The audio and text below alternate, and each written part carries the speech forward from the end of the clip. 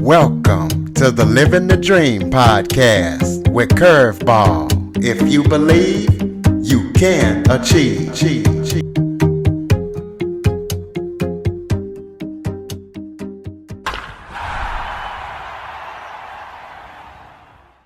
Welcome to the Living the Dream with Curveball podcast, a show where I interview guests that teach, motivate, and inspire. Today, I am joined by author Kunken. He's going to be talking about his book, The Kunken Story. Ken has an amazing story. He broke his neck in 1970 playing football at Cornell University, but he didn't let that stop him. He went back, got his degree. After he conquered that, he decided he wanted more and became an assistant district attorney. But I'll let him tell you his story in his words, and we'll talk about everything that he's got going on. So, Ken, thank you so much for joining me today. Thank you for having me as a guest. Why don't you start off by telling everybody a little bit about yourself? Okay, as you mentioned, in 1970, I broke my neck and damaged my spinal cord playing in a lightweight football game for Cornell University. And as a result, I'm almost totally paralyzed from the shoulders down. I have just a little bit of movement in my left arm, but nothing in my fingers or wrist. And on the right side of my body, I could just shrug my shoulder a bit. So I need help doing virtually everything. And as a result of my injury, I spent the next 9 months and 20 days in various hospitals and rehabilitation centers. And while I was in the hospital, the doctors didn't seem to give me much hope of ever leading a very useful or productive life. In fact, it seemed the best the medical professionals thought I'd ever be able to do would be to someday sell magazine subscriptions over the telephone. And at that time, I couldn't even dial a telephone. They were rotary telephones back then. But I was still determined to do more than that. So I went back to Cornell and completed my undergraduate degree in industrial engineering. But after getting that degree, and by the way, I became the first quadriplegic to ever graduate from Cornell University. When I went back there, this was well before the Americans with Disabilities Act, and there was not one ramp or curb cut on the entire campus. So I was not able to use my electric wheelchair, and I needed somebody to pull and push me and pull me up steps and down steps everywhere that I went while I was at school. But after completing that degree, I decided that what I really wanted to do was change my career goal and try and do more where I could help people on an individual basis.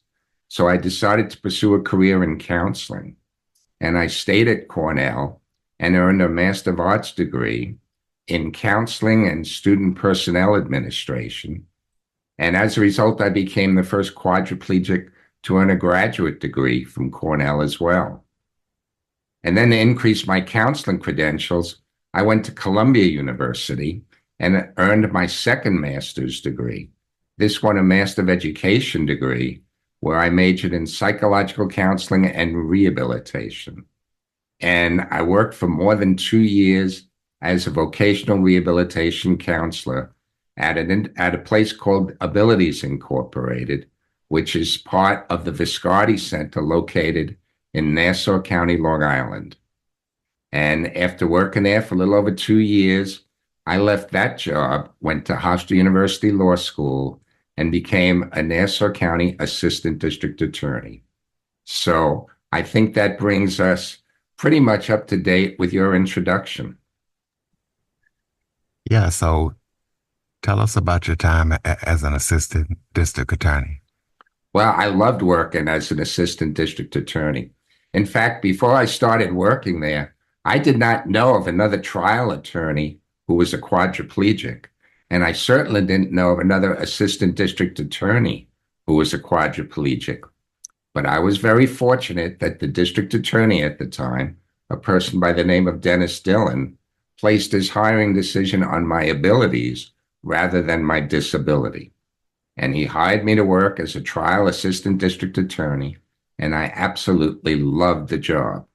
And while I was working there, I was promoted a number of times where I eventually became a deputy bureau chief of our county court trial bureau, where I was helping supervise more than 25 other assistant district attorneys.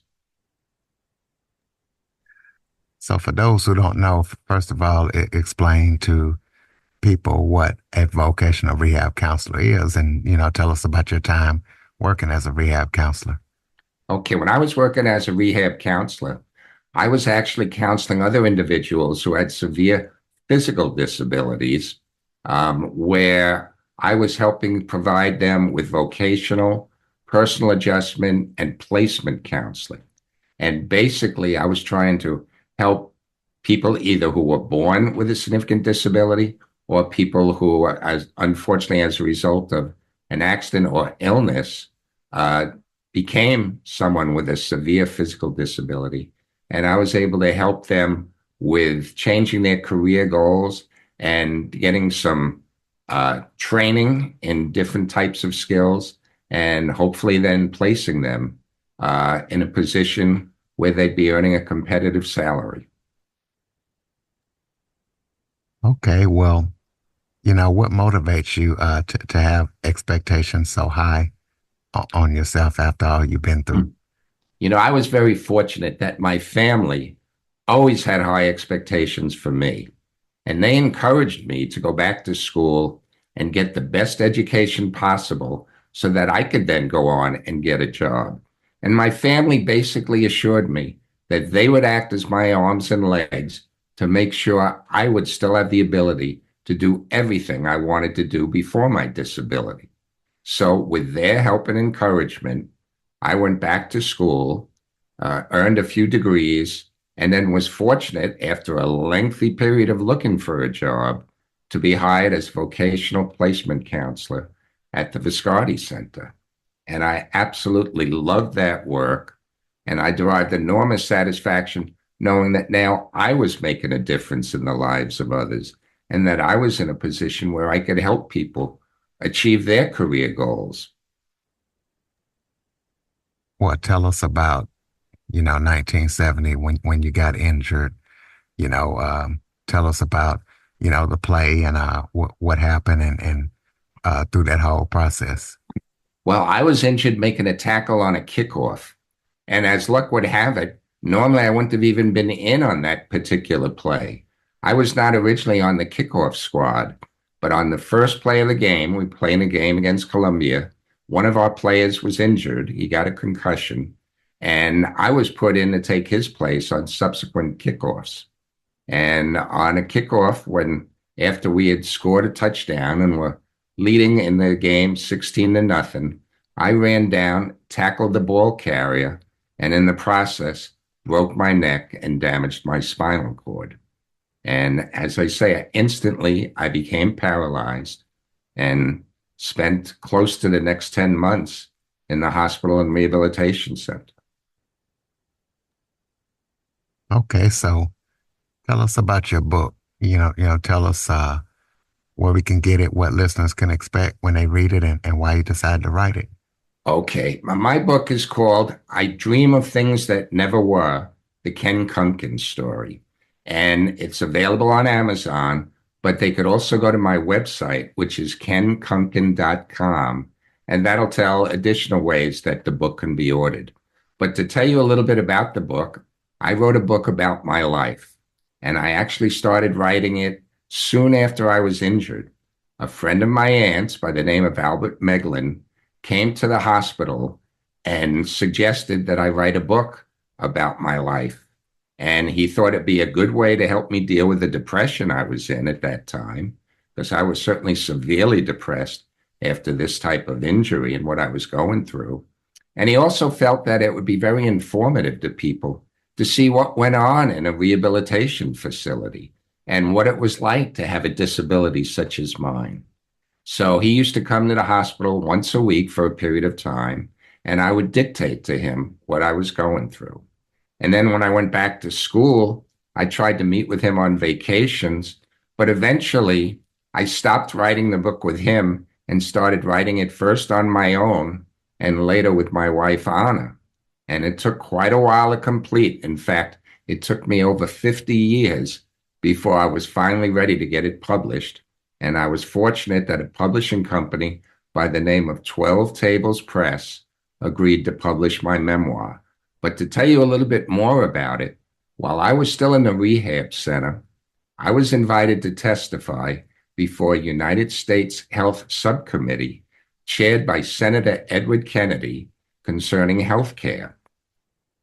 And 8 days after my testimony, Senator Kennedy sent me a glass paperweight in the mail that had an inscription on it that was a quotation that the senator said his late brother Robert Kennedy liked very much and used to say at many of his talks. And that inscription said, "Some men see things as they are and say why. I dream of things that never were and say why not." And that's where I got the title of my book, I Dream of Things That Never Were, the Ken Kunken story. All right. So you are also Right, the right. father of three triplet boys. Oh Uh, boy, I've been so fortunate that in 2003, after I had been paralyzed for more than 50 years, I married my incredible wife, Anna. And when we got married, Anna told me that she wanted to have my baby, not just a baby, my baby. She said she wanted to see a little Kunken running around our home. Now, I must say, this seemed impossible because at that time, not only had I been paralyzed back then for more than 30 years, but I was already in my 50s. But we looked into various options for us, including in vitro fertilization, and we're thrilled to learn it still might be possible for someone in my condition to father a child. So we pursued in vitro fertilization and were fortunate that Anna became pregnant. And I was actually present in the delivery room in 2005 when Anna gave birth to triplet boys. We have three incredible sons, Joey, Jimmy, and Timmy, who now are 19 years old and sophomores at three different colleges in upstate New York. well, congratulations. Is that the thing you're most proud of, or what You are you? bet. No, Absolutely. without a doubt. The things I'm most proud of are my family life, being a good husband and being a good father, and watching my boys grow to be the most incredible young men anybody could ever hope to father. It's the greatest feeling in the world. Well, tell us about any upcoming projects that you're working on that listeners need to be aware of. Well, as I say, as you indicated, I wrote a book and I've been doing a lot of speaking engagements to promote the book. Over the years, I've done a good deal of motivational speaking, and I've spoken before a lot of different groups and organizations on the topics. And in addition, I've been a guest on a lot of different podcasts similar to yours, where I've been talking about the book and talking about my life in general. Now, recently, in fact, this year, I actually retired from the district attorney's office after working there for more than 40 years.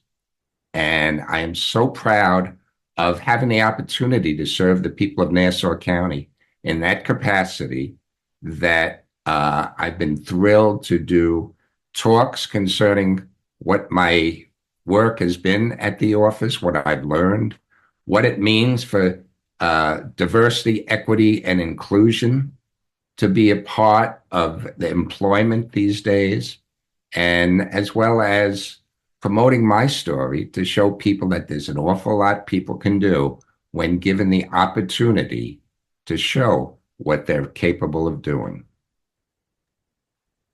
Well, so people can keep up with everything that you're up to, throw out your contact info. Thanks. They could go to my website, which is kenkunken.com, and that will tell them a little bit more about me, my life, how to purchase the book, and any upcoming events that I have, any upcoming speaking events. Okay, close us out with some final thoughts. Maybe if that was something I forgot to talk about that you would like to touch on, or any final thoughts you have for the listener. Well, another thought that I'd like to share is the importance of keeping expectations high. I mean, I found it so discouraging when I was in the rehab center, and the medical professionals seemed to think the best I would ever be able to do would be to sell magazine subscriptions over the telephone. I was determined to do more than that. And I saw many of their fellow patients that were in the rehab center with me didn't seem to be doing a lot with their lives. And I believe a lot of that was because the medical personnel were not encouraging them to do more with their lives.